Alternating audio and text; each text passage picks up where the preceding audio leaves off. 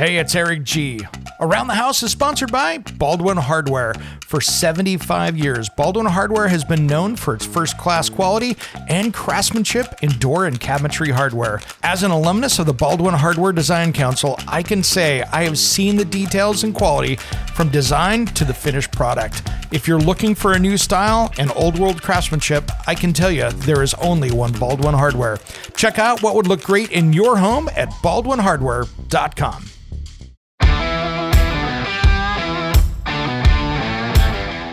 It's Around the House. I don't ever tell homeowners, like, go out there and do your own electrical. Like, a lot of places you can pull permits. Like in Austin, there's a homeowner's permit. To do work, though, under a homeowner's permit, you cannot hire other contractors for anything.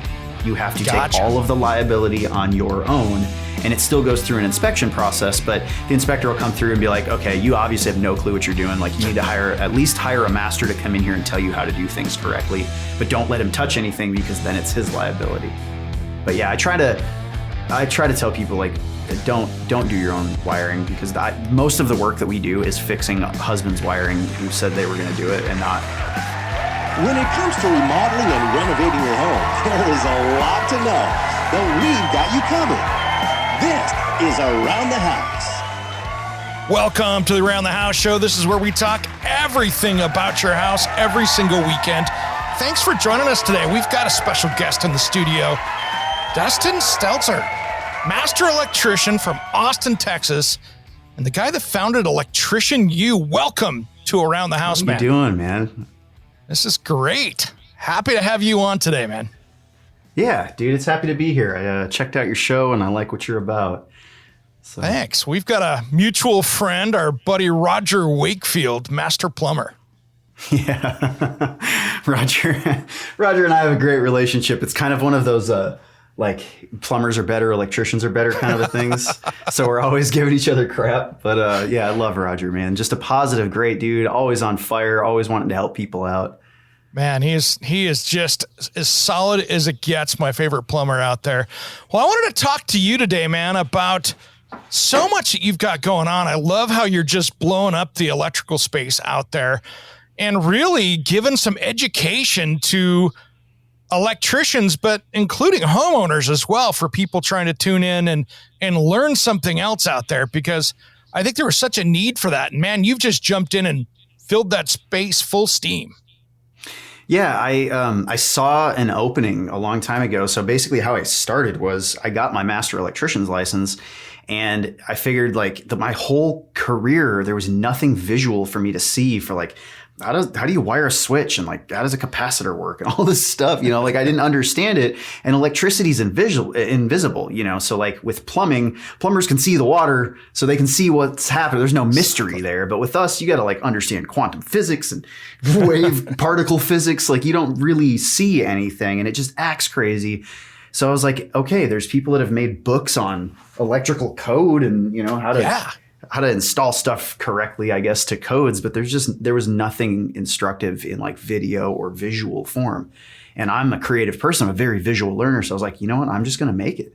So about 6 years ago, I just started putting videos together. And, you know, the cool thing is that as I'm instructing people, I'm having to have my head in books and actually, like, learning things even deeper and more profoundly.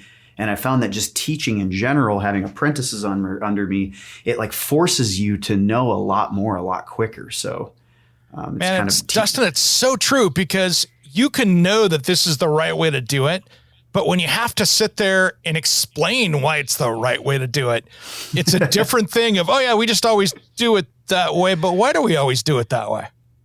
Yeah. Yeah. I had some people coming up that I worked under, you know, some journeymen that I would ask them. I was that annoying apprentice too, man. Like, I was like, how does this work? And how do the waves do this? And where do and people are just like, dude, shut up. Just go put the wire in. And I'm like, but how does this work? And they're like, I don't care how it works. Just the white wire, hook it to the other white wire and shut up. But so, you know, I would find teachers, though, that were nerds like me, other journeymen and other masters. And those are the ones that I really clung to, because they had that thirst when they were younger and they understood, and they needed to pass that on to somebody who really cared and wanted to be great. That is awesome. And you know something, I think right now in 2022, going into 2023, that electricians are going to be the need of the future over the next decade or so.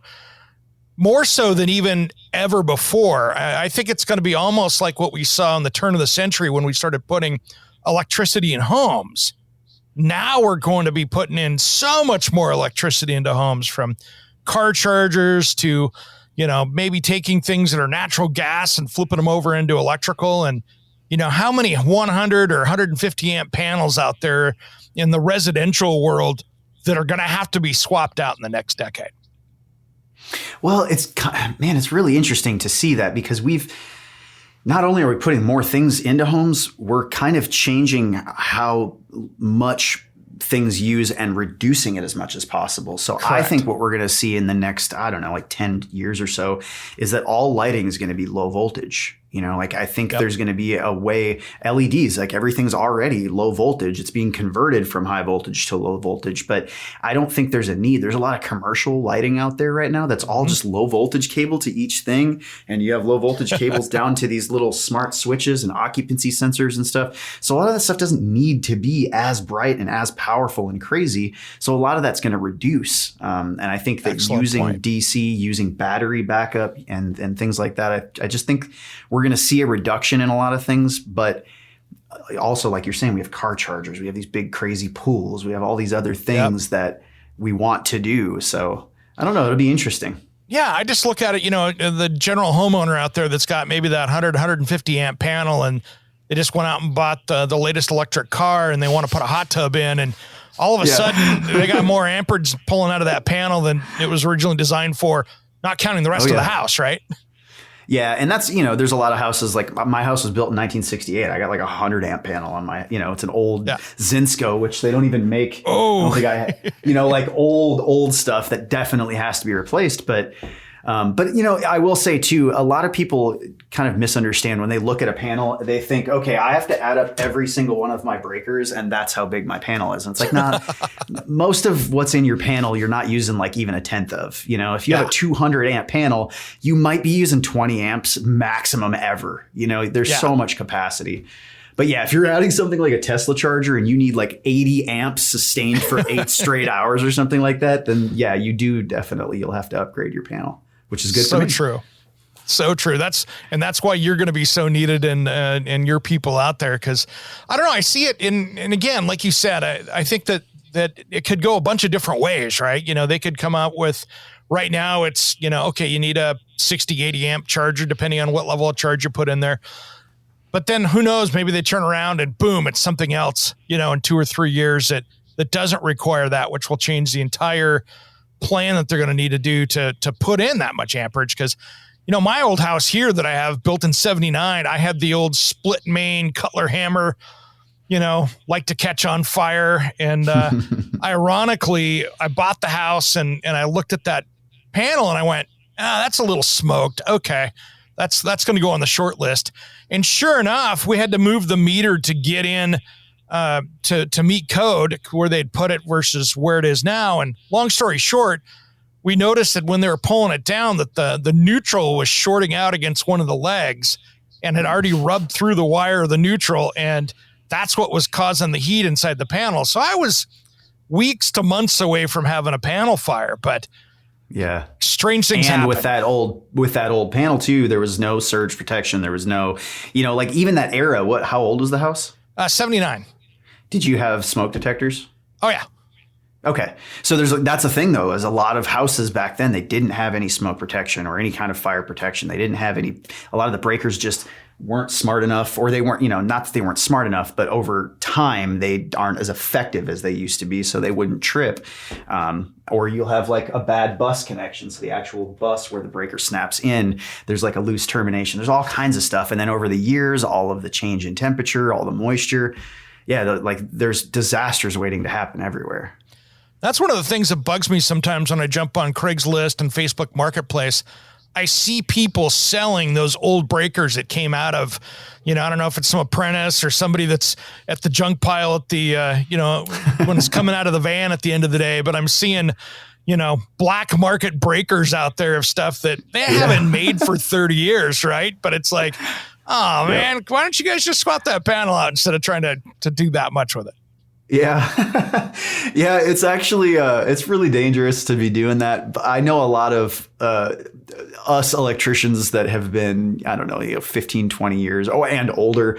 We would keep the old stuff that we would tear out of panels because say you got like an old ranch out in East Texas somewhere, way in the middle of the boondocks, and you got some old grandma that's like lost power, and it's like, dude, I got one of those. I just keep it in my truck. I can go throw that in there. It's better than the one that's burnt out. Completely understand it, right? Yeah. And then I'll hit her with a $3,000 service bill next weekend, But like right now, I got to do something. But it's what's a cool Band-Aid, now, right? Yeah.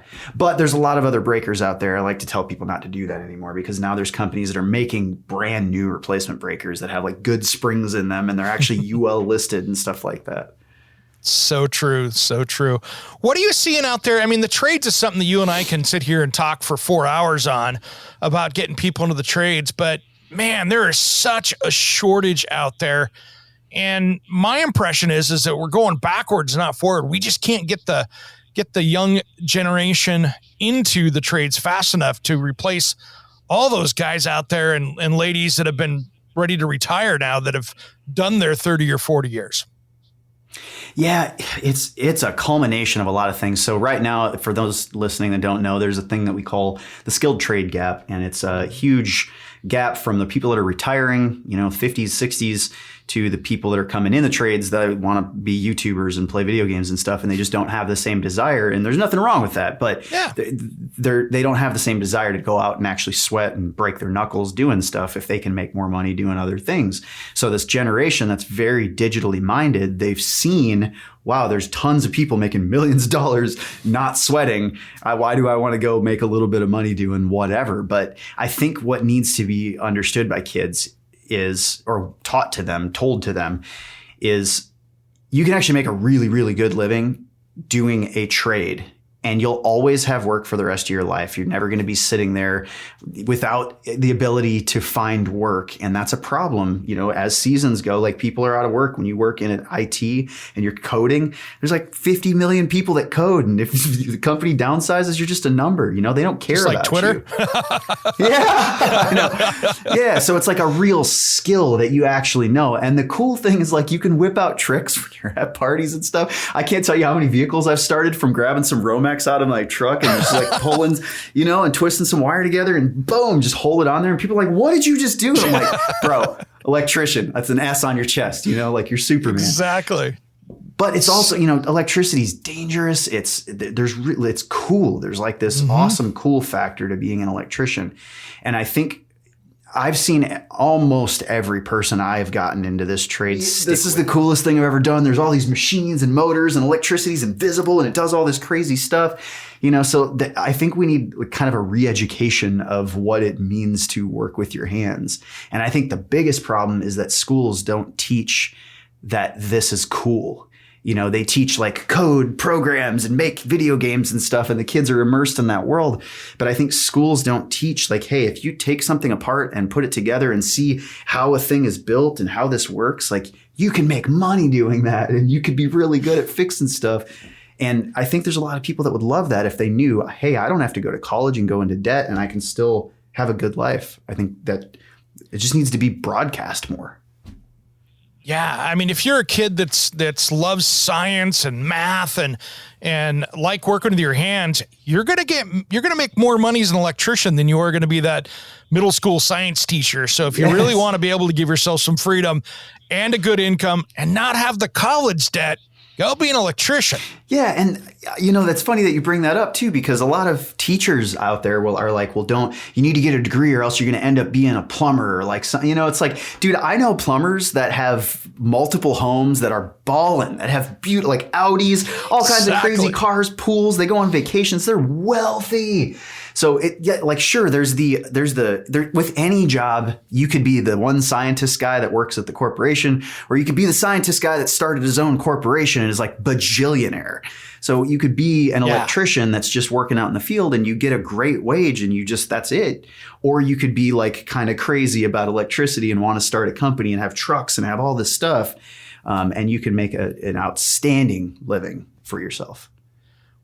I mean, great example. Right now, I know of probably 4 to 6 positions that if I had a friend that was on the East Coast right now wanting to move out to Portland where I'm at, that I could say, okay, I'll get you a year contract and a $20,000 signing bonus just because you want to come out here and work. Yeah. And I know a guy that'll write a check tomorrow for 20 grand. Like, just so you can get out here and work. And come on, who does that? Yeah, and that's the crazy thing too, is trained people that really know what they're doing.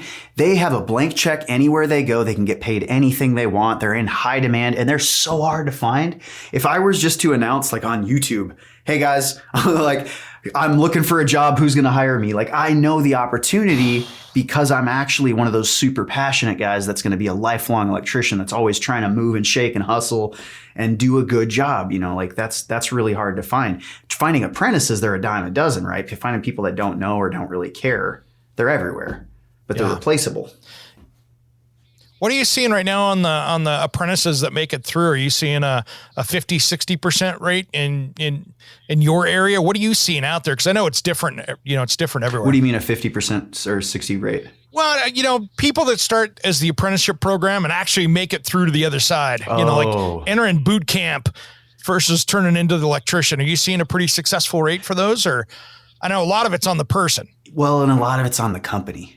So I think most of it, I think 98% of that, the answer to that question are the people that this new person that's insecure and doesn't know anything has to work under.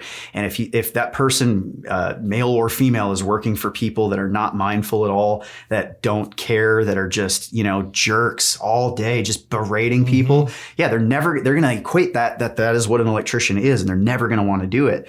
But you got people that are like really on fire about it and love it and teach safety and training and always want to give opportunity and like bring somebody along and like really groom them. It's a whole different experience for their life. Like when they go home at the end of the day, they're like, dude, I love my job. They tell their wives, like, I can't wait to go back to work tomorrow to work with that one guy, like shows me all the crazy things. And then when you're at work, it's like somebody's like putting faith in me and they trust that I'm going to do a good job and they're teaching me how to do a good job. You know, it's a whole... Who is teaching is the biggest thing out there.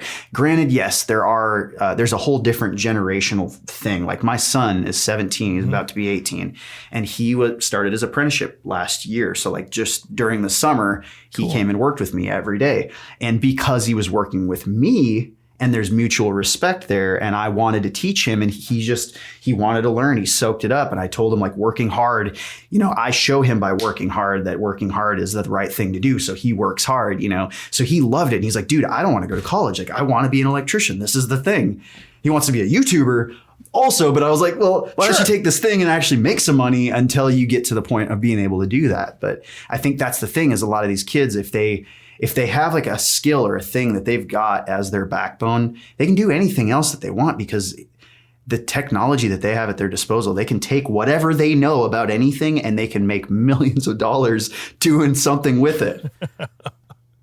So true, man. And electricity is interesting. You know, it's one of those things that requires a fair amount of math. And the more you learn about electricity, the more you realize that there's more science and math in there than you think there is. It's shocking.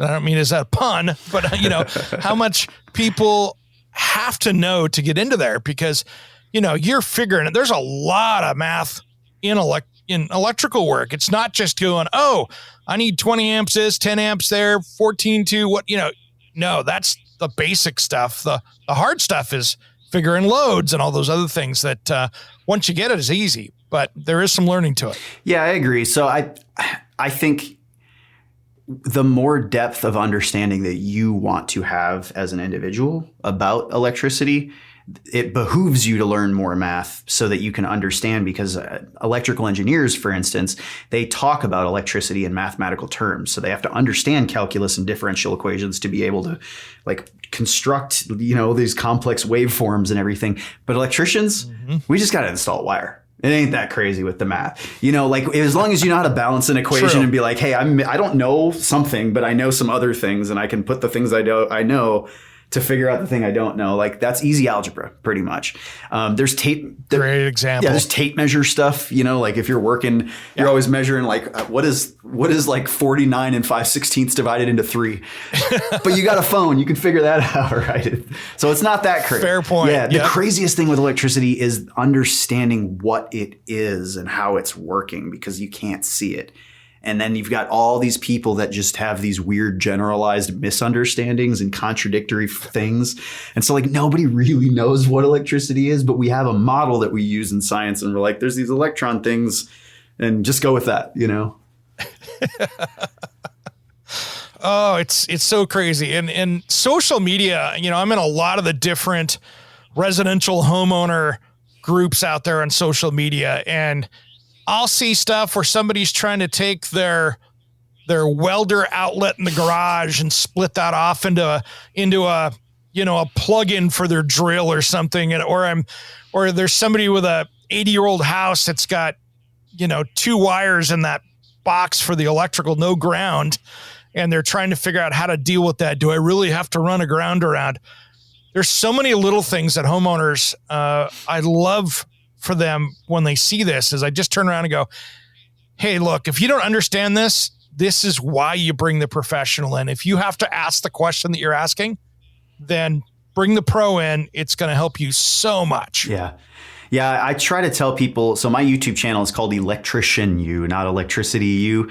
And I always try to tell people like this is for apprentices who are electricians to help them further understand what they're doing for a license with legal liability backing. You know, exactly. I don't ever tell homeowners like, go out there and do your own electrical. Like a lot of places you can pull permits. Like in Austin, there's a homeowner's permit. To do work though, under a homeowner's permit, you cannot hire other contractors for anything. You have to take all of the liability on your own, and it still goes through an inspection process, but the inspector will come through and be like, okay, you obviously have no clue what you're doing. Like you need to at least hire a master to come in here and tell you how to do things correctly, but don't let him touch anything because then it's his liability. But yeah, that makes sense. I try to tell people like, don't do your own wiring because most of the work that we do is fixing husband's wiring who said they were going to do it and not have an electrician come out. And the wives are always the one that call. You know, and we have to fix a lot of stuff because they don't understand. They think that they just see a picture in a book. And it's like, no, there's a lot more to it. Now, here's a secret for all of our listeners out there that check out my videos and stuff that I've done over the last 6 years. If you'll notice, you never see me hooking a wire up in those. And I do that on purpose because I don't want ever this to be a DIY video for how to hook something up electrical. I'll be putting a vent fan in, I'll be putting an outlet in, and I'll go, all right, well, we'll be back in a second. And all of a sudden it's working again because if I have to show you that in the video, again, this is why you need to have that licensed electrician out there to do that work for you. I don't want to be the one teaching you how to do it because your situation could be very wrong or different or anything else, and that can go badly. Like you said, from a homeowner point of view. Yeah. And I always try to be really mindful of that, right? Like when I first started making content, that was my biggest fear is I was like, oh my God, if I do any kind of misstep, every electrician on the planet is just going to light me up. And it's funny because I will watch other people's videos and I'll be like, oh, wow, you're really just working on that whole panel live, opening that up and just telling Mr. and Mrs. homeowners to start doing, you know, stuff on live circuits. And you're not going to say, go shut the main off. You're not going to talk about wearing hot gloves. You're not going to insulated tools, nothing. You know, so I try to incorporate a lot of that stuff and make sure that I show an image of a breaker being shut off or because you have to. It's the responsible thing to do. And I think if you're going to be teaching electrical, you need to be talking just as much about safety and respecting safety and doing things correctly as you are about, you know, installing this stuff. Yeah, I watched probably 15, almost 20 years ago, I watched an accident happen in one of the cabinet shops I was working at. And they were working on a 3-phase panel that was hot. And I don't know what happened, but I heard the arc. And then they had to put the electrician that was working on it, his Carhartt's lit on fire, and they had to put him out. So I don't know what happened there, but it was bad. Whoa! And he made it, but my job was to go out and clear the parking lot so Life Flight could get in and get him out of there. But after seeing that, it gave me a new respect of like, okay, Yeah. I mean, commercial stuff's a different story, but still, it can happen to anybody. Yeah, I mean, you can get 120 volts can kill you just like 480 volts can. And, you know, depending on how much current's going through you, how much voltage is, and if you're wet or not, because it changes the amount of resistance that you're giving to all of that current trying to go through your body. There's a lot of different ways where you can get shocked, you know, just basically hurt or electrocuted, you know, like seriously hurt or killed. So yeah, it's nothing to play around with, but I try to like put some levity into that because I want more electricians to come in here and not be terrified of it. I'd say 90% of the time you're doing work, you're not working anywhere near live stuff. Most of the time we're running wires and walls, we're installing light fixtures, we're doing all of this stuff. And at the very, very end, we will go turn a breaker on and see if it works and pull a multimeter out. And we're actually testing a live circuit. But the majority of the time, even if you go to like a commercial or industrial thing and you have a service call, most of the time it's because something won't turn back on. It's like something tripped, something's blown up. So you're walking into a dead situation. So, you know, with a little bit of levity, like, sure, it's dangerous and people do have to work on things live, but that's why they make proper PPE or, you know, protective equipment. They make gloves, they make face shields. And I think if that person with the Carhartt, I don't know what happened. I'm making some broad assumptions here, but they probably didn't have any of this stuff on. And that's why they did not. They didn't have the gloves. They didn't have, it was literally a guy sitting there in his Carhartt jacket and overalls underneath it, sitting there working on it. So I came on 10 seconds later, there was zero PPE that I saw right there. Yeah. So, which would have prevented that most likely. Yeah. And a lot of people don't understand too. It's like they think they get into an environment and they're like, I know what I'm doing. I'm safe. But it's the accidents. It's the things that like you drop a piece of metal into this panel that you're working in, and then it connects between two hots, and then boom, it blows an explosive amount of energy at you. There's all, you know, just I say it all the time. Don't work on electricity live unless you're trained and you have the proper PPE. You can do all your own, like running wire Romex in your house and doing all that if you want. But working on live power is extremely dangerous and shouldn't be done unless you're an electrician and you're trained. Yeah, Dustin, that's the thing for all you people out there that are thinking about being an electrician one day. These are all things that you have 100% control of if you're an electrician, because you're the one that's going to go off, turn the panel off, turn the breaker off. You're the one in control of that. So that's the beautiful part of that. If you take the minute, go over and shut it off, you now have control of that situation. And like if it was a commercial project, you'd actually go lock it out, for instance, versus that. Yeah. You're still in control of the whole situation. So is it dangerous for you? No. If you take the right steps, that's not going to be your problem. Yeah, it's really just mitigating risk. Like we decide as electricians how much risk we're willing to take. And it's even silly stuff like climbing up on ladders. We're on ladders all the time because we're doing stuff up in ceilings. So it's like, how janky of a ladder setup are we going to try to do to get up to this 27-foot light that we got to hang? Are we going to get, you know, some people will do crazy stuff. And it's like, you're literally putting your life in risk to put a light fixture up that you're getting paid $25 for this 1 hour it's going to take you to do. You really, for $25 it's worth risking that? Like, no. So the best companies are the ones that preach safety and that actually overtrain to the point where it's like obnoxious how much they're talking about safety and doing things right. Those are the best to work for because they'll never put your life in jeopardy. Exactly. I can't tell you how many times I've called electricians to do something that I could easily do because that's the chandelier that weighs 100 pounds and it's in the 24-foot high entryway next to the stairs. And I'm like, I ain't going up there. I know. When I get a call from somebody, they're like, hey, I got a light that I want you to hang. And I'm like, all right, cool. I'll come out there. And then I go, because we deal with large custom homes, and I'll see this like 40-foot atrium with like a 500-pound chandelier. And I'm like, this is going to take 6 people. Like how, what? Yeah. All right. So we're hanging a piano off the thing up there that we're going to plug in, right? Awesome. Yep. And it's so funny. All these big fixtures that people buy, like really expensive, you know, $20,000 entry light chandeliers, they're made by somebody drinking beer out of their garage. Like they are hacked together. Almost every one of them. They don't have UL listings. They're like, oh yeah, I found it in Mexico somewhere. And it's like, how much did you pay? They paid so much. And it's just, again, it's somebody just kind of ragtagging some stuff together. And so hanging it, it's like, okay, this is dangerous. Like, I don't feel safe with this hanging above somebody's head because it's not made with quality stuff. Yeah. You that base could be fastened perfectly. You did everything you could, and 3/4 of it comes apart 6 weeks later. It comes down, and of course, it's ripping the wires right with it because whoever built it didn't really put it together to be upside down hanging up there. Or my favorite is when they've got this really complex, beautiful design and they've run the cord through all the chains and through all the little beautiful pieces and all this stuff. And you go and turn the light switch on and it just shorts out every time because they were just yanking wire through this, trying to get it through all these stupid things. And they didn't put bushings, like there's a lot to this stuff. But then you have to go take the entire thing you spent all day putting together and take it all back down and find a short and rerun new wire in it. It's stupid. Man, it's interesting that UL listing something interesting. And I ran into this with my brother here years ago. He's got a vintage house and he bought some streetlights to go around the sidewalk and stuff around the outside, pulled permits, did everything else on it. Actually had a guy come in and run the wire and do it all for him. But the final inspection, the inspector came up and went, "Where's your UL listing on those lights?" Mm-hmm. And they have the right to do that. And, they did, and he had to send them off and get them certified. And that was not easy. No, it's not. And UL is not the only listing agency, so that's something too. Like to get faster listings or to not have to go through such a strenuous, crazy process, you can get other listings, and as long as it is listed, period, it doesn't have to be UL listed. But that was the problem with Federal Pacific. I don't know if you know about the whole Federal Pacific breakers thing. They were lying and they were saying that they had they had gone through all the listing procedures, and then they got their listing taken away after they realized that all of their breakers weren't tripping and there was a hazard, and they kept selling them with the UL stickers on them for years, for like 20 years. They just kept doing it.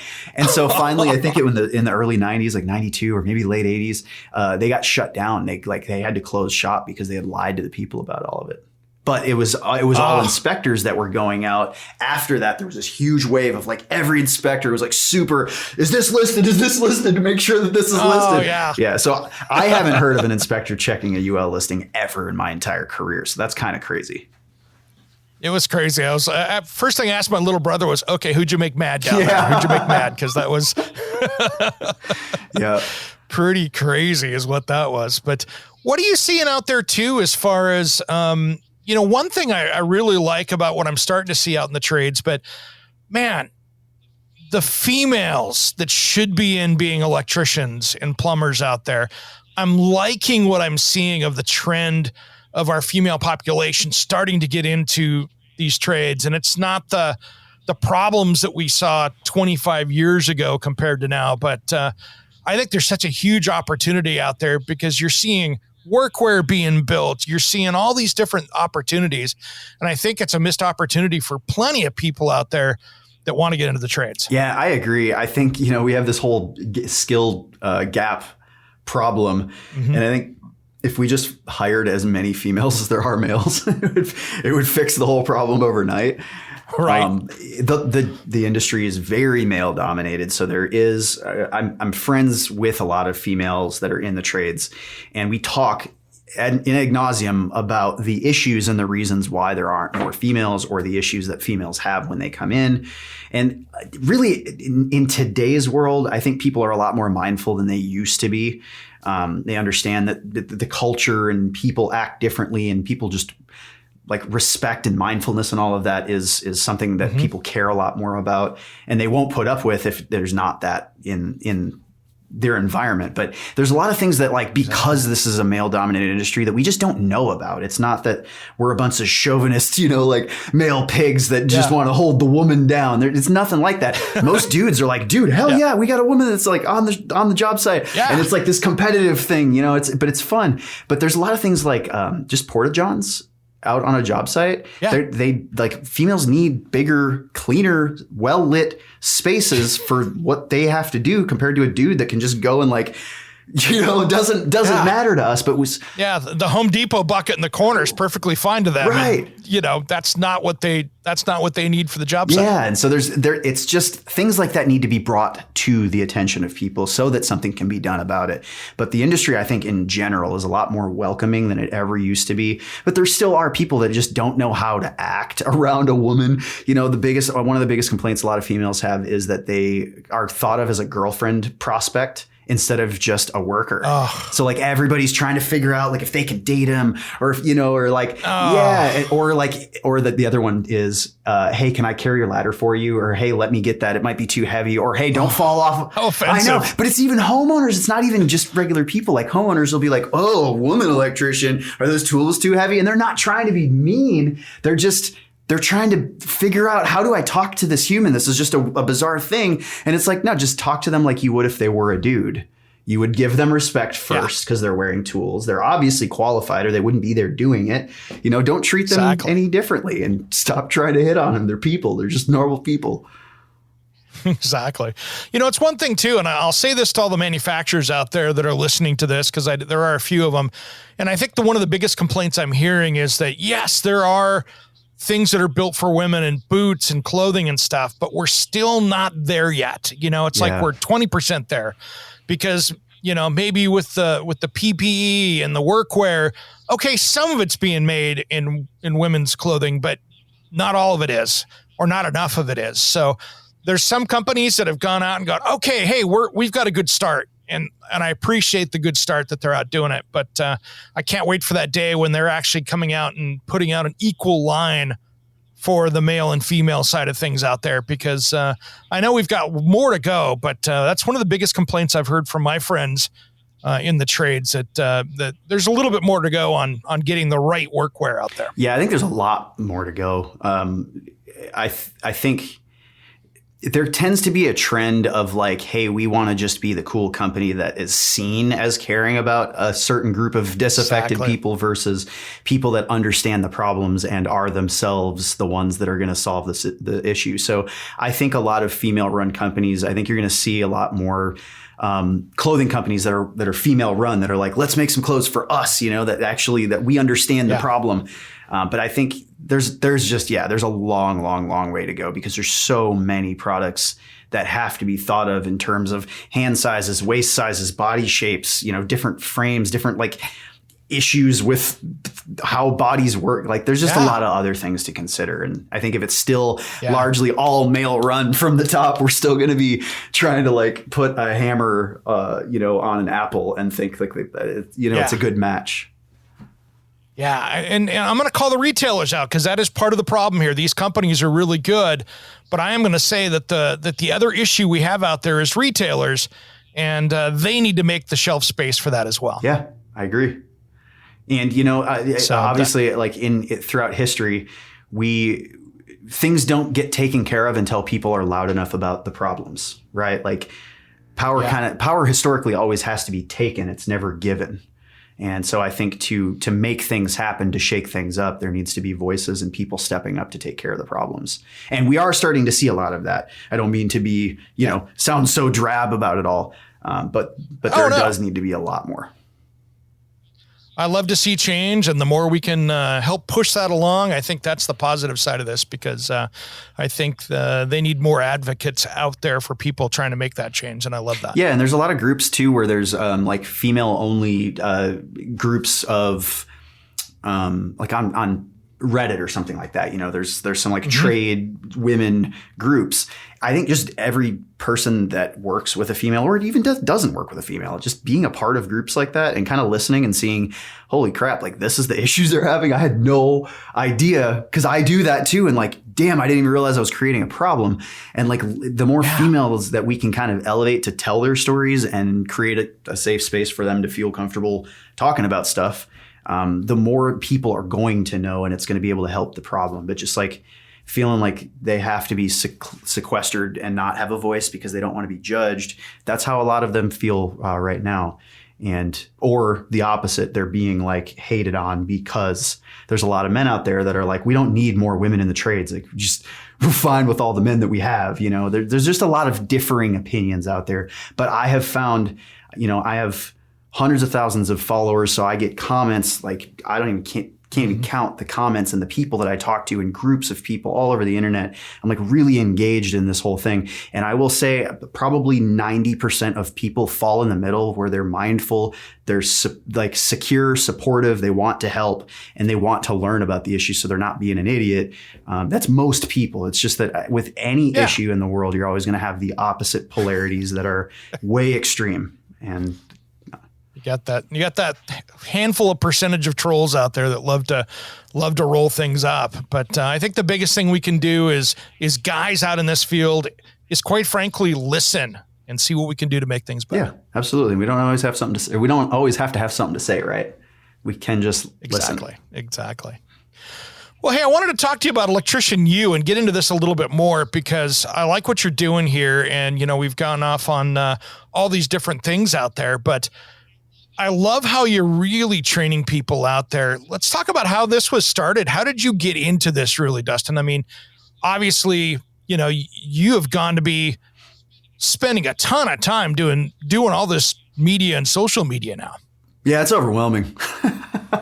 So when I started, I was like, hey, I'm just going to make some cool videos, and I'm going to talk about the testers that I like and that I think are garbage and that people shouldn't buy. And I was starting my electrical company because I had just become a master electrician, and I was trying to get more customers. So I was like, maybe if I put some videos out on YouTube of like some of the work we're doing and like talk about just anything in life, it might get people to like the persona of my company and I might get more work. And I realized that all I was doing is attracting a whole bunch of electricians that were doing that. That were like, hey man, I like your perspective. Have you ever tried this? You should try this.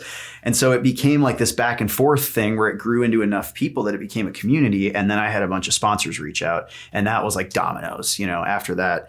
Once I realized that there are, brands that have like $1 billion budgets that are interested in putting the red tool in my hand while I'm talking about something. Exactly. Yeah. But then I kind of felt messed up about it. Like at first I was like, God, am I a sellout because I am trying to earn money doing this? And, like I was still working out in the field as an electrician, but then the income became so parallel. It was like, oh, wow, I could actually make more talking to a camera than I ever could, like 5, 10 times more than I could ever do as like a master electrician. So it just kind of, the money decision was part of it, but mainly it was the massive community of people. And all of them were like, dude, thank you so much. Like, this is so needed. Some kind of visual thing of people explaining stuff and how it works. And it got to be the point where, instructors in schools use my stuff to teach in their classrooms with now. And so I would get entire classrooms of people, and I'd get instructors, and I cuss, like I'm actually an electrician. I really wear tools. I have tattoos. I was in the Marines. I speak the dirty version of English, I suppose you could say. So I think a lot of electricians were like, oh, dude, he's like legit, like he's real. And he's not it's the real thing. He's not afraid to like throw out some cuss words tastefully. When I started, I cussed way too much. It was like absurd how much, because I was insecure in front of a camera, and instead of saying like or a lot, it was just like F-bombs constantly. And I was trying to teach. And so I would have instructors at schools reach out and be like, bro, you got to cut this out, man. You got to stop. Like, I can't use your stuff in my class. And at first I fought it because I was like, I'm going to be me and I'm not going to filter myself for your corporateness. And then I was like, go make your own videos. Like, quit trying to watch the stuff I'm giving you for free and complain about it. But then as I've gotten a little bit older, I'm like, no, there's actually like, I'm limiting who has access to information by not being wise about that, So my videos today are far, like I might go like 5 videos and then one little like tasteful story of a cuss word might come out or something. But I specifically still don't filter myself. I'm just far more confident, and I'm careful with my language, I think. Yeah, I've gotten better too. And, that darn FCC for the radio show is the one that I have to be careful with. That's the only thing. But that's why we're not live. We always record. So I have to clean it up. I had, I don't know if you've ever caught him out there. I like doing stuff different with this show. So I brought on Carmine, the construction comic. I don't know if you've ever caught him out there on social media. I'm so curious now, though. Check him out. Hilarious. I have never had to edit a show that much to try to get that on the radio, because it was very hard to get that in there without it sounding like a beep fest. But it was a good challenge, but probably won't do that again just for that very reason. That's funny. There's a couple of podcasts out there that are just raunchy, and they're like presented as like construction podcast or like electrician podcast. And then when you listen to it, you're like, oh God, you guys are foul. Yeah. But it's people speaking their truth. And none of us are, we're all just absolutely. stumbling towards the light at varying levels of grace, right? Yeah, absolutely. I also noticed though, man, I like how you're doing continuing education as well, in certain states, because I've noticed that, boy, what's with every state being so different with trade licensing across the country? It's crazy where, one state's got this rule, this state's got another rule. I wish we could kind of standardize that a little bit. Well, a lot of people would hate if that was standardized as well. All licensing for anything is always at a state level. So states have control of what they deem necessary to have licensing for. And there's states that just don't care. They're like, if you want to be an electrician, go wire 3 plugs and you're an electrician and you can now run a company. And it's seriously, I think there's only like 26 states that actually require state mandated continuing education every year. There's some that require it like biannually, so every 2 years. And there's a lot of states that have no requirement whatsoever. If you want to, you can, but you're not going to lose your license if you don't do continuing education. So here in Texas, we will. Every year we have to do it or we lose our license. Nice.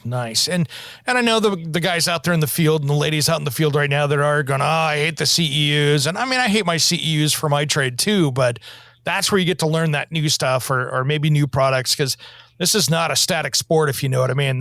Everything's changing down the road. Yeah, especially in the electrical industry. I mean, we change, like the biggest thing in the electrical industry is that everything changes every single year constantly. There's new code books every 3 years. It's just, there's all kinds of new crazy stuff being developed for our industry and products and everything. So you have to be able to keep up with it somehow. So I do like that continuing education is mandatory. I think that electricity is dangerous and not everybody should be doing it unless you've had a lot of formal training to take on the liability of risking somebody else's life and their investments. I think that you should have to have a license. And there should be inspections to people's work, even if you have licenses. Like I take all that very seriously. But yeah, we do. And rightfully so. Yeah, and you were saying we do provide continuing education. So as a part of what I was doing, I realized that continuing education most places is so boring. And it doesn't actually teach you anything new. It's just kind of like, here, go through all these click screens. And it's all just the code changes from the last year or the last 3 years or something. So you'll go 3 years and have the same exact click screen course because nothing's changed. And it's like, this is BS. Like we should be teaching and pushing that people like, I had surgery and I had this young nurse. I woke up and I was all drugged out and she was sitting next to me with this monster textbook. And I was like, what are you doing? And she's like, oh, this is my continuing education. I'm tested over this entire book. Every single year, there's a new monster book and they take us knowing stuff really, really seriously. And it just made me think, I was like, wow, I wish we did that too. I just wish there was a higher standard. So, hey, let's talk about some other continuing education stuff here and what's changed out there. Before we end up running out of time, I got a couple questions for you. What do you think about, the changes over to arc fault breakers in homes from your traditional breaker or GFCI? Oh, I think they're great. I think in general, more service calls that I get in houses are because of arc fault breakers that just don't work anymore. There's whether it be planned obsolescence and they're just planning on them failing, or it's just crappy design. There's a couple of brands that never have problems ever. Square D, QO, pretty much never have any issues. I don't have very many issues with GE. But Siemens, they're like planned to go bad every year or every 2 years, or it's not all of them. It's like maybe 3 or 4 out of 10 or 15 in a panel just go bad, and you're constantly replacing them.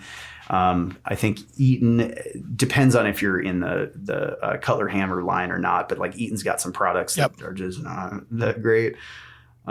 So, in general, I do notice that every code cycle, they're pushing more and more things beyond arc fault breakers. And then they're pushing now more and more things that need to be GFCI protected. So before, none of your 220 stuff, none of your big like dryers and like, anything big had to be protected. But now everything that is 50 amps and 220 volts all has to be GFI protected. Depending on where. That's smart. Yeah. Some things don't have to, but like there's just this constant push of ground fault protection and arc fault protection that is growing and growing and growing every code cycle. So I think we're probably going to see in the next, I don't know, 5-10 years that every breaker in every room has to be smart enough to be able to detect ground faults and arc faults. And I just think we're going to see a big change in what a panel looks like and smart diagnostics and recording, power, like how power fluctuations happen. Surge protection. We're moving towards this very smart electrical system kind of a thing where there's monitoring and there's just more smart logic to how breakers sense problems. Because we're still living in this like archaic like 1930s push a switch back and forth kind of thing. Right. But there's brands out there that are doing crazy stuff right now. Oh, I love the new thought process on this because we've got the technology. It's out there to do this. I mean, I have that whole Sense home energy monitoring system in my house. Yeah. I have the Ting system for looking for electrical fires and that kind of stuff. And when you could put that into a panel that's doing it automatically, why not? Yeah, absolutely. I've got the Sense thing too. Mine is it's called Wiser. It's still the Sense same block that you have, but it's made by Schneider. I got to install that and mess around with it and do some videos on it. The Ting thing, though, you'd mentioned this to me. Can you like re-explain what the difference between the Sense thing and the Ting is? Is it both different hardware? Yeah, different completely. So, as the Sense, mounts into your panel and you put the little leads around the wires coming in and it uses your Wi-Fi this way. This is a little box. Hold on, I got one. Oh, that's right. Here. You were saying it plugs into receptacles. It just plugs into a receptacle on video. I have one right here. So cool. There it is right there. Okay. And so literally it just plug it in. Yeah. And it is now, the way they explained it to me is basically it is like lightning has a certain wavelength of sound that comes out of lightning, and a little spark like in the back of an outlet for a stab connection that's bad or loose. It's doing the same sound. So it's automatically monitoring the relationship of voltage and those noises. So if they say, hey, we noticed a spark and we noticed a voltage thing, you might have a problem. Yeah. So it's always comparing those, and then it'll give me a notice if something's off. It'll say, hey, oops, we got a problem. And they even have $1,000 insurance policy to send out somebody like you to come out and take a look at it because, of course, Ting wants to learn what's going to happen. Okay, well, that sound did this. What was the problem? Was it a bad switch? Was it, did somebody put a screw, through the wire someplace? What happened? And so they're using that just so they can keep learning from it. But insurance companies out there, check with your insurance company, guys, because a lot of these are getting given away out there just for that reason, because I think State Farm's been giving a lot away. Heck, you think about an insurance company. Okay, we can give you something to put in your house and it'll keep your house from burning down from electrical fire. Ding, they're in. You got to think insurance companies all want nothing bad ever to happen ever. So if they've got something like this, I would be handing this out like candy to people and be like, well, we don't want to pay premiums ever. We just want you to keep paying us every month. But if it's, it's that good that they can detect what different waveforms are, what things are happening. Because like right now, breakers can detect what an arc is. There's a certain signature that an arc looks like or a ground fault looks like. Even surge protection, there's a couple of different ways surges happen, and we can tell like a certain spike or a certain kind of like ringtail wave, like what's happening. But that's really cool that they're working with people to figure out every single thing and what it all is. I like that. It's super cool. It's super cool. I will say one thing I don't like about the changing code is I'm not a fan in my house of the child-proof outlets. And I get it. I used to have kids, but dude, can we not make that any harder it's hard enough to get the plug in behind the entertainment center to plug it in. But now you got to put something to block it for me to do it too? Come on. I know, man. It's everywhere that kids or anybody that might have a different, I don't even know how to say this in a politically correct manner. Yeah. So I'm not going to say it, but there's anywhere where somebody might be able to stick something metal in and hurt themselves. So even like jail, like certain places where it's not just children that they're worried about. Let's just say that. Yeah. But the key to it, a lot of people don't realize this, is it's designed so that both flaps are touched and contacted and pressed in at the exact same force at the exact same time. That's the thing they don't tell you. They're both flaps with springs on them, but they're both attached to each other. So you have to push equal force. People sit there and try to put one prong and wiggle it and shake it and knock it. Yeah. No, so if you're kind of like delicate with it, and you might have to jiggle it a little bit because it's just springs and little cheap pieces of plastic. Yeah. But the better brands, more expensive ones, like you just push it in, and as long as there's equal force on both of them, they go in just fine. But yeah, I hate them. And every customer I do so hates them too.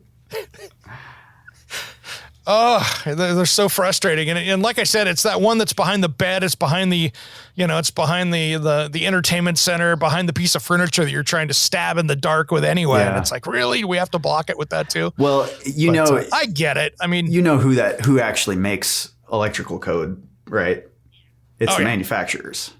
Well, not all of them. There are people that represent the union, that are, National Electrical Contractors Association. There's a lot of different associations, but the majority of the names in the code book for people that are writing code are manufacturers who have new material that they'd like customers to buy and electricians to have to install. And it ends up being forced to be bought because it's forced in code. Nice. No. Nice. That makes sense. I mean, it's just what it is. I mean, it's like the sun coming up in the morning. Somebody's got to do it, right? Yeah, absolutely. And somebody's got to do it. And they're the ones out there that are pushing it. And, I do like it, to be honest. I do like it with them pushing on some of this stuff. Like you said earlier, there's some great safety tips with this stuff that technology, if we can stop people from getting hurt, if we can stop fires from happening, I'm all for that, just to be honest. I mean, that's just where I'm at with it. But do I hate the ever-changing code? Yeah, it's frustrating. It's like, man, electricity hasn't changed. Why do we have to keep changing this? Right. But I understand why. Yeah, that's where the line with me, like I respect it 100% and it's necessary. It needs to happen. But I think that there's a lot of things that also happen because they can, because of the leverage of things. Like there's just codes that don't need to be codes, but it's that somebody's making something and they want it to get in. And that's the stuff that I can't stand. Yeah, that's the politicking side of it, that it's like, really, guys, do we have to do it like that? Oh, yeah. And even just to be on like the code making panel, you have to be sponsored by a mega corporation that has a lot of money to sponsor you. So it's like, it's not even really penetrable. I mean, you could be a normal electrician, and when they start sending out all the requests and things that they want to have new codes, you can submit whatever you think. But really the only stuff that's going to shake out and matter and like affect change is what the loudest people are speaking. And have the most amount of sway behind them. So it's politics, right? Like that's the side of the industry that I don't like, just because I hate politics in general, especially like industry politics. Yeah, that's the worst. That's the worst. So we're running out of time here, but I wanted to touch on, how do people find you? And if somebody wants to be an electrician, what's their best source to get going? How does somebody get going on that? Well, there's a couple of different paths. So I went up and I was non-union my whole entire career. I've never been in the union. Where I live in Austin, Texas, there's just not a large union presence. There is a union here. It's just that there's probably like 20 times more non-union people. So there's more opportunity, and you don't have to be in the union. There are places like New York City or Chicago, LA, really, really huge places that have massive union presences. And so I say in those areas, you may not have a choice. You might have to go in the union. But I think the union is an outstanding organization because it's a very structured place. It's kind of like the military, how they have pay scales, right? If you reach certain things, you get paid a certain amount. It's not based off of just kind of willy-nilly merit and who you're working for and negotiating things. So like there's a lot of structure, but they fight for your wages. They fight for your health care. They make sure that you've got benefits and you always have a job. And if you don't like something, you can call your union house and be like, hey, I want to be put somewhere else on something else. And then boom, like they just take care of you. So there's a lot of great opportunity and great training. And there's a lot of solid union electricians that come out of their training. But there's also a lot of solid crap union electricians, and there's crap non-union electricians. I've seen it all across the board. But either way that you go up the mountain, you just get up the mountain. Doesn't really matter. Now, the one thing that I am very ardent about speaking up against is trade schools.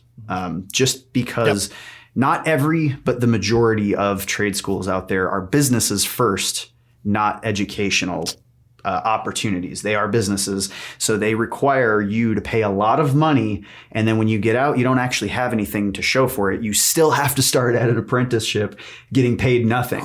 And so they won't tell you that. They'll be like, oh yeah, we'll like knock 2 years off of your apprenticeship. And it's like, well, those 2 years are necessary and you need to be out in the field for those 2 years, not in a classroom sitting here learning about like drawings of switches on a board. You need real world experience. Right. And so I say people that get experience first and can wear tools and know how to use those tools and know how to install things, you're always going to get the job over somebody that's got 4 years of experience versus 4 years of schooling. You're always going to get the experienced guys the job because that's what I want. Right. I'm a master electrician. I want to know if I hire you on day one, what are you going to do with those tools and all that material? You're going to go put it up, or are you going to not know what to do? And then knowing what to do is more valuable. And they can't teach that in schools. Yeah, they're out there. You're having them pull wire, and all of a sudden they're like, "This is a lot harder. It was in the book." Yeah, that doesn't do you a bit of good. Yeah, and there are some trade schools. Now, again, I'm not saying every. I'm just saying the vast majority. Of course, not. Don't have labs set up. Some of these schools actually have buildings where they have the funding to like have little setups where you can drill holes and pull wire. But even that, you got to be buying all this expensive wire and replacing it and throwing it away. And it's hard for schools to be able to provide that. And I just always tell people, remember, it's a business. And so where I might pay you $30,000 a year to learn and make mistakes, they're going to charge you tens of thousands of dollars to not. Yeah. It's like, what are you doing paying for something that'll pay you instead? So that's one thing I just caution people. If you have a trade school representative or anything at like a career fair that's trying to explain, just think, what am I actually getting? Like real world, what am I getting? How long does it take? And how as expensive is it? Versus just going and calling somebody that's an electrician, going through, Google in your city and go to the top 10 best rated companies, just say, hey, are you hiring? Hey, are you hiring? Hey, I have no experience, but I would love to start. Hey, are you hiring?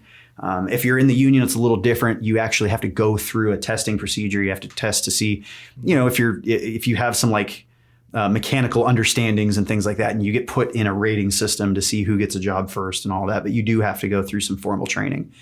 So the union is just a little bit different. Yep.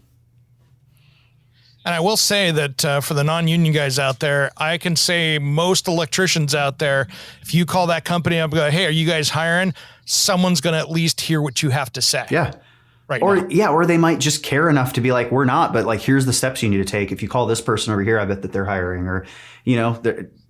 Yeah, just don't be afraid to call around and see. Real quick, I wanted to mention this before we jump out. I love, and it's been a few years since I've seen it, but I caught it one time on like ESPN or something, the Electrician Olympics, whatever they call that, where they're sitting there and they have to wire a room up in like an hour or something stupid. That's fascinating to watch on television. Yeah, it really is, especially when you have a good production company that's producing the show. So I'm actually going, there's a few of them, different organizations do them, but there's one this weekend, this Friday, that I'm going to, I think it's Friday, Saturday, and Sunday. Nice. It's from Ideal. It's the Ideal National Championship for electricians. And over time, they have like local competitions where you can go to a supply house and they've got little setups that for certain supply houses that participate in it. And you do a couple things and they time you, and then you figure out if you advance to the next round. And then they kind of like, just like any tournament, they make it smaller and smaller. And then for the nationals, the people that get picked, there's like 200 and some people, and they all get flown in. There's people from different countries, from like Australia and everything. And they have a big, huge thing, and it's filmed. And so the last year I did was ESPN2. They actually televised the entire thing on ESPN2. And the person. Yeah, I think that's what I was watching was ESPN2. And I was like, holy smokes, where's this been all my life? This is cool to watch. Yeah, and these dudes are winning like $70,000 work fans. Yeah, it's not messing around. They're getting checks for like 50 G's. I think the one guy that won, I don't know if they are letting him still compete, but he won like 5 years in a row. And it's like $75,000 a year. So he doesn't even have to work, but he's a great dude. He's such a nice person, and he just does clean work quickly, and he's figured out their competition structure and what he has to do to win, and he just nails it every year. They're like, can you come work for us and be one of the announcers? Because we're tired of writing you checks. Yeah. It's cheaper for us and better for the sport if you come up here and come on the camera side versus the participant side. Yeah, that was somebody that was telling me, I think last year, that they were going to try to tell him to like come and teach or something like that instead of competing. And I'm like, that's funny. That's awesome. Yeah. I love it. I love it. Dustin, thanks for coming on today, man. Electrician U, this has been great. And we'll dive in a little deeper next time, but this has been a lot of fun. Yeah, man. Thank you so much for having me. And I wish you all the best of luck with all of your endeavors, with the show, with everything, man. You too, brother. Keep spreading the word out there. I'm Eric G, and you've been listening to Around the House. Anywhere beyond the mean. Life is a love song, let's be lovers. We're all over the radio. Take my hand, I know where to go. All over the radio with you. Hey, it's Eric G from Around the House. Are you planning a decking or siding project this year? If you are, you've got to check out my friends at Millboard. Millboard is a completely different kind of composite decking and cladding that enhances outdoor spaces with enduring distinction. Hand-molded from the finest oak, it realistically mimics the natural grain and color of premium hardwood. If you're looking for something that doesn't look like plastic and instead real wood, check out millboard.com. Make sure and check out that interview we did just a few weeks back. That's millboard.com.